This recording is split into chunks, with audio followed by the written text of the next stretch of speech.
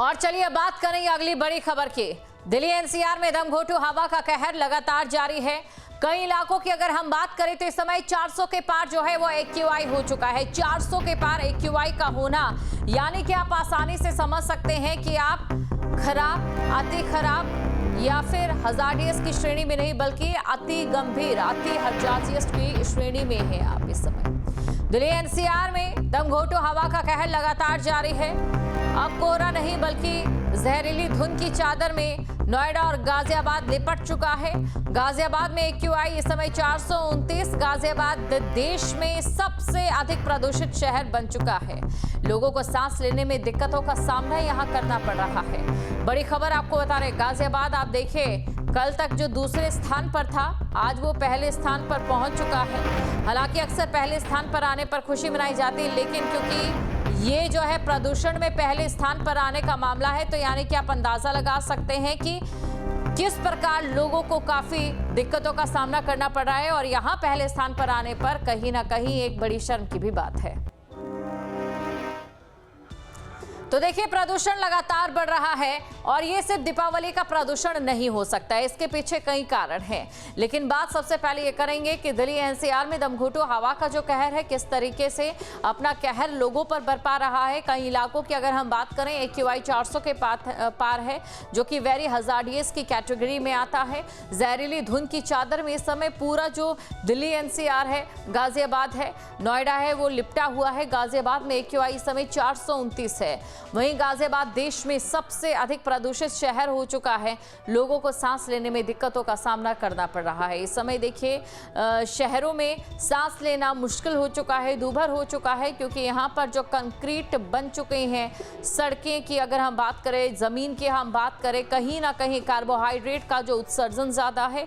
और वहीं दूसरी तरफ पूरे विश्व में लगातार जिस प्रकार से पेड़ों की कटाई हो रही है, प्रदूषण बढ़ रहा है, वो सबसे ज़्यादा जो असर है वो मिडल ईस्टर्न कंट्रीज़ में और इसी के साथ ही इससे भी ज़्यादा जो है साउथ ईस्टर्न कंट्रीज़ में डालता है। साउथ ईस्टर्न कंट्रीज़ की अगर हम बात करें तो उसमें हमारा देश, चीन जैसे कई देश यहाँ पर आते हैं। हालांकि चीन की अगर हम बात करें तो उसने अपना पॉल्यूशन महज 3 सालों में कंट्रोल किया, लेकिन हम लगभग 7 सालों से ये जो जंग है प्रदूषण के खिलाफ उसे लड़ते नजर आ रहे हैं। और हैरानी की बात यह है कि हार इंसान ही रहा है।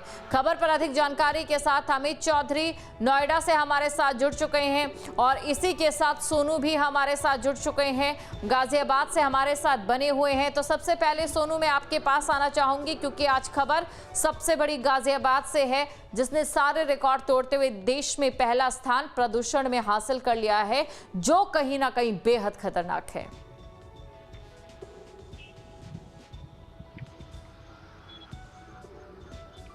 जी बिल्कुल, इसमें कोई दो राय नहीं। जिस तरीके से पोल्यूशन का स्तर लगातार बढ़ रहा है, तो ऐसे में लोगों को काफी दिक्कतों का सामना करना पड़ रहा है। प्रशासन लगातार कार्रवाई तो कर रहा है, पर कार्रवाई धरातल पर दिखाई नहीं दे रही। तो ये साफ तौर पर जाहिर करता है जिस तरीके से लगातार पोल्यूशन बढ़ रहा है। अगर इंडस्ट्रियल एरिया की तरफ अगर जाएं तो काफी जगह ऐसी हैं जहां धूल इतनी ज्यादा उड़ती है कि लोगों को बहुत दिक्कतें होती हैं। तो ऐसी जो कंस्ट्रक्शन साइड है वहां पर भी काम तेजी से चल रहा है, वहां भी धूल सबसे ज्यादा उड़ रही है। ऐसे में पोल्यूशन विभाग को और सतर्क होना पड़ेगा, सड़कों पर उतरना पड़ेगा, जिससे बढ़ते पोल्यूशन से लोगों को निजात मिलेगी।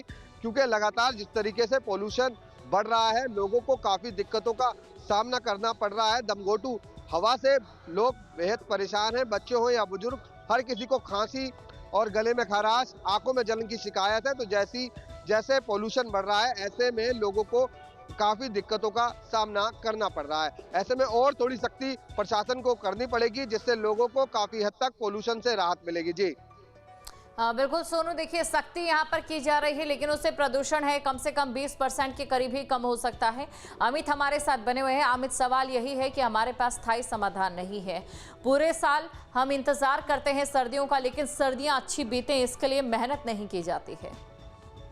बिल्कुल, देखिए अगर पोल्यूशन के लेवल की बात की जाए तो पिछले 5 या 6 सालों की बात की जाए तो जिस तरीके के हालात थे उससे बदतर हालात हर साल देखने को मिलते हैं। और एक्यूआई की अगर बात की जाए तो एक्यूआई नोएडा, ग्रेटर नोएडा के इलाकों में या दिल्ली के कई इलाके हैं, इनकी बात की जाए तो 500 के करीब भी पहुंच जाता है। और आज के अगर एक्यूआई की बात की जाए तो ग्रेटर नोएडा का जो नॉलेज पार्क 5 है, सेक्टर 125 और 116, ये सबसे ज्यादा प्रदूषित इलाके हैं, जहां 335, 338 और 340 के 440 के आसपास, माफ कीजिएगा, AQI बना हुआ है। और ये 400 के ऊपर AQI होना कहीं ना कहीं लोगों की सेहत पर बुरा प्रभाव डालता है। और लोग, ऐसे कई स्कूल हैं जिन्होंने अपने 5वीं क्लास तक के जो स्कूल हैं उन्होंने ऑनलाइन क्लास शुरू कर दी है। हालांकि जिलाधिकारी का इस तरीके का आदेश नहीं आया है। बुजुर्गों की सेहत पर या बच्चों की सेहत पर बहुत बुरा प्रभाव ये पोल्यूशन डालता है। दावे हर साल किए जाते हैं कि पोल्यूशन से निपटने के लिए करोड़ों रुपए खर्च भी किए जाते हैं, चाहे पानी के छिड़काव की बात की जाए, चाहे अन्य तरीके से पोल्यूशन कम करने की बात की जाए।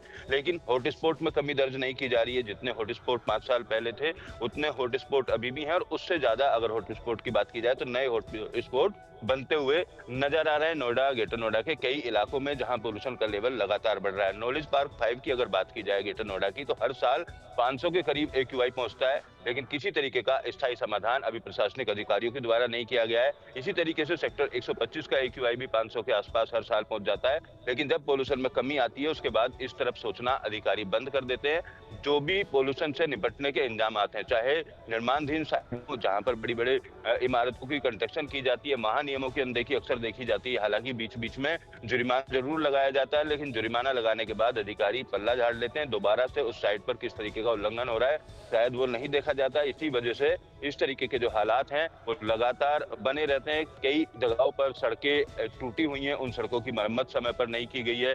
कई जगहों पर सड़कों पर जाम की स्थिति बनी रहती है, तो जाम से निपटने के जो पर्याप्त इंतजाम होने चाहिए उसका स्थायी समाधान अभी तक नहीं निकाला गया है। तो जो मुख्य कारण है सड़कों टूटी होना, जाम लगना या निर्माणाधीन साइडों पर नियमों का उल्लंघन होना, उस तरीके की जो चीजें हैं वो लगातार जारी हैं। डीजल के जनरेटर पर रोक लगाने के आदेश दिए जाते हैं, लेकिन तमाम हाई राइज सोसाइटियों में आपने देखा होगा लाइट जाने के बाद डीजल के जनरेटर हमेशा चलते रहते हैं। इंडस्ट्री के अंदर हमेशा डीजल के जनरेटर चलते रहते हैं। PNG से तमाम इंडस्ट्री के अंदर जो जनरेटर हैं वो चलाने का आदेश कई साल पहले आया था, लेकिन PNG की लाइन वहां तक नहीं पहुंच पाई है, जिसके चलते उद्योग चलाने वाले लोगों के सामने समस्या है, तो मजबूरन उनको डीजल के जनरेटर ही चलाने पड़ते हैं। तो कई ऐसी चीजें हैं जो पोल्यूशन से निपटने के लिए कारगर साबित हो सकती हैं, लेकिन उन पर ग्राउंड पर जिस तरीके से काम होना चाहिए वो होता हुआ दिखाई नहीं देता है। और तो और जो जुर्माना लगाया जाता है, पिछले 2-3 साल के अगर जुर्माने की बात की जाए तो 6 करोड़ के आसपास का जुर्माना लगाया गया, लेकिन उसकी वसूली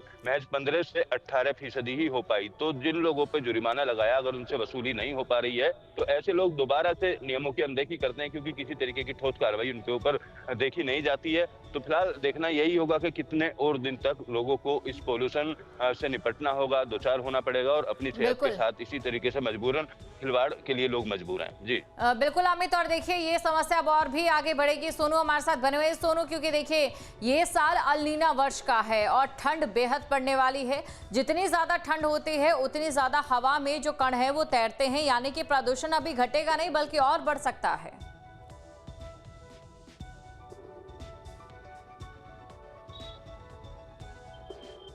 जी बिल्कुल।